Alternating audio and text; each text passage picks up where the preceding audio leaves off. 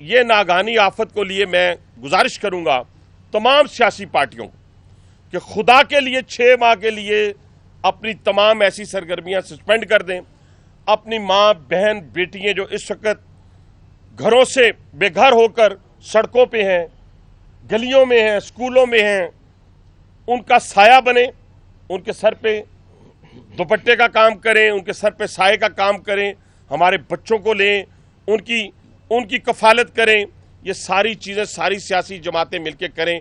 और इमरान खान साहब, आपसे भी गुजारिश है, आपको बहुत ही अच्छा लगता है अपने लिए फंड मांगना। मैं सियासी बात इसलिए करके उसमें नहीं जाना चाहता था, लेकिन आपसे गुजारिश है, अपील करें।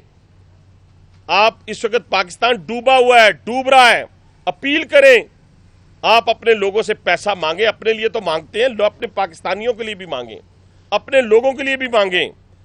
आप एक यूनिवर्सिटी जहां 45 के करीब लोग पढ़ते हैं, उसके लिए फंड मांगने के लिए तैयार हैं। आप अपने हॉस्पिटल के लिए फंड मांग के, खैराती फंड मांग के अपने जलसों पे लगाने के लिए तैयार हैं, लेकिन इसके लिए भी तो फंड मांगें। ये जो मेरी माँ बहन बेटी जो है और मेरा बुजुर्ग जो है, मेरा नौजवान जो है, वो छत के बगैर हो गया। एक तो इसके लिए तमाम सियासी जमातों को एक होकर सोचना होगा। और हम इंशाअल्लाह ताला ऐलान करते हैं तमाम अंजुमन ताजरान के बिहाफ पर, एक दुकानदार होने की हैसियत से भी और एक नुमाइंदा होने की हैसियत से भी, इंशाअल्लाह ताला इस मामले में हम हुकूमत पाकिस्तान के साथ खड़े हैं, उनकी पुश्त पे खड़े हैं।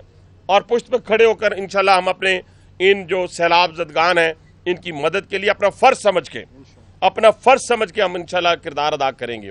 ये 2 बहुत ही अहम चीज़ें थी, इसलिए मैंने इस प्रेस कॉन्फ्रेंस को भी यहाँ तक महदूद रखा है, बजाय इसके कि मैं किसी और चीज़ पे चला जाऊँ। किसी सियासी बात पे हम करते रहते हैं। आज अगर हम सियासत के अंदर हैं तो इस पाकिस्तान की बदौलत है, इज़्ज़त इस पाकिस्तान की बदौलत है। और इस पाकिस्तान के कायम और दायम रखने के लिए हम अपनी जानें देने के लिए भी तैयार हैं, माल देने के लिए भी तैयार हैं इंशाअल्लाह ताला। लेकिन इसको किसी ढंग से चलना पड़ेगा, किसी रूल्स और ज़वाबित और क़वाइद और ज़वाबित के मुताबिक चलना पड़ेगा। अब मैं गुजारिश करूँगा शर्जील मीर साहब से, उसके बाद अरशद अवान साहब से, अवामी हलकों की बहुत बड़ी जिसे कहते हैं डिमांड के ऊपर, मुतालबे के ऊपर, कि जो आम सारिफ है, जो बिजली इस्तेमाल करता है इस पाकिस्तान के अंदर, जो दुकानदार है, यानी गली मोहल्ले वाला है, दुकानदार है, बड़ी इंडस्ट्री वाला है, सबकी नुमाइंदगी यहाँ पे मौजूद है।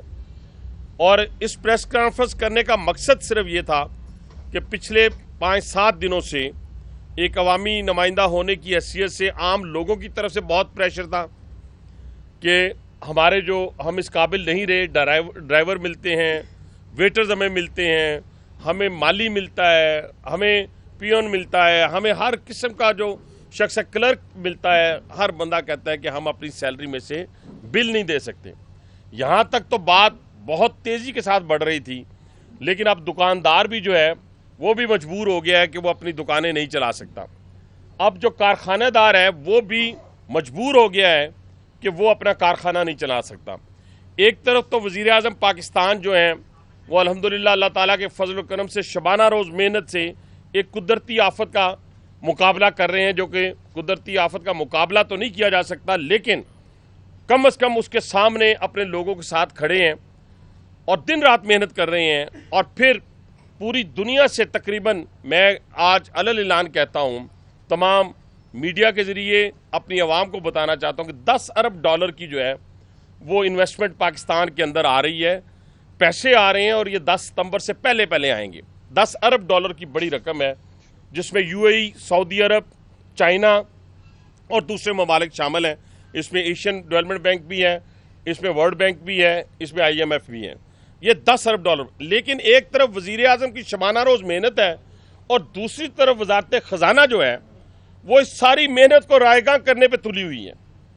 अगर आप देखें, मैं आपके सामने 2-3 मिसालें रखता हूँ। तफसीली बात शर्जील मीर साहब करेंगे, अपने नुमाइंदगान की तरफ से, इंडस्ट्री की तरफ से अरशद अवान साहब करेंगे, अंजुमन ताजरान की तरफ से ये करेंगे, शाहिद गफूर पराजा साहब वो रास्ते में क्योंकि प्रोटेस्ट हो रहा है वो भी फंसे हुए हैं ब्रिज के ऊपर, वरना वो भी पहुंच जाएंगे जब तक इंशाअल्लाह ताला।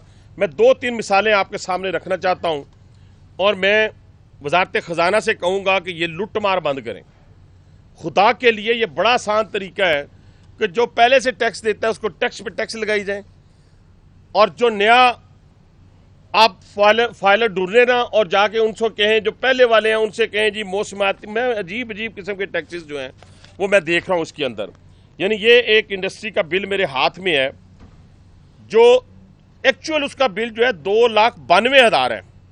جو اس نے بجلی جو ہے وہ خرچ کی ہے وہ 2,92,000 کی ہے. کس ریشو سے؟ ٹیرف سے 21 روپے کے حساب سے اور پھر 27 روپے کے حساب سے. اس کا بل کتنا آیا؟ 7 لاکھ. 7 لاکھ روپے اس کا بل. یہ میرے ہاتھ میں ہے. یہ کوئی الف لیلا کی کہانی نہیں ہے. اب اس 7 لاکھ میں اگر میں دیکھوں تو یہاں لکھا ہوا ہے فیول ایڈجسٹمنٹ لکھا ہوا ہے, موسمیاتی چارج لکھا ہوا ہے.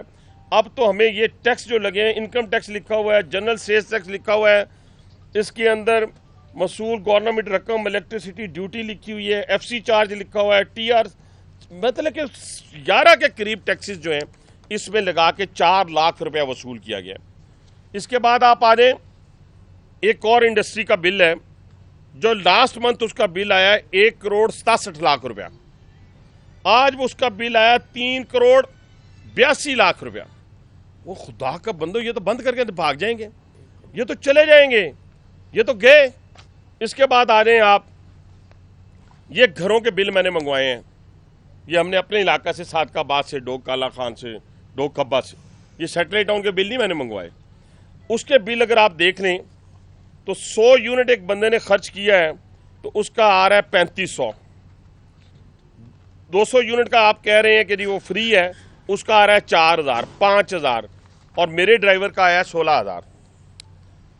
کہنے سے مراد یہ ہے کہ یہ اتنا بڑا ظلم ہے عام لوگوں کے اوپر, اور عام لوگوں سے سخت ختم ہونے کے ساتھ ساتھ اب ایک دکاندار جو ہے اور شام کو رات کو جاتا ہے بلکہ بچوں کا پیٹ پال کے, وہ بھی بجلی کا بل دینے سے قاصر ہے.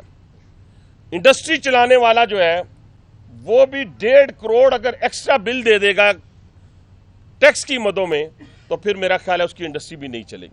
یعنی کوئی سیکٹر ایسا نہیں ہے جو افیکٹ نہ ہوا ہو ان بجلی کے بلوں کی وجہ سے.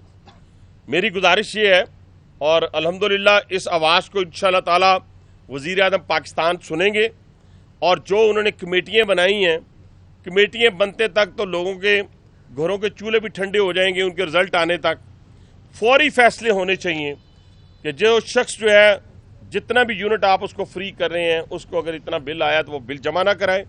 دوسرا, یہ جتنے آپ ٹیکسز لگا رہے ہیں انڈسٹری کے اوپر, دکانداروں کے اوپر, ان کو فل فور واپس لیا جائے. اگر اس ملک نے چلنا ہے تو اس ملک کی اکانومی ڈکیتی سے نہیں چل سکتی, زبردستی سے نہیں چل سکتی.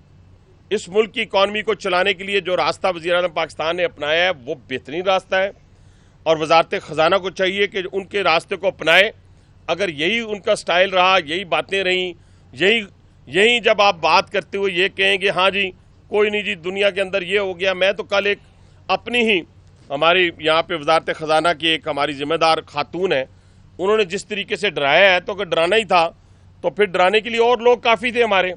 ہمیں ڈرائیں نہیں, ہمیں کام کر کے دیں. ہمارے لوگوں کو اس وقت مشکلات کا سامنا ہے, ان مشکلات کے حل دیں. اور وہ مشکلات کا حل یہ ہے کہ نئے فائلر ڈھونڈیں اور نئے فائلر کے ذریعے ٹیکس کو اکٹھا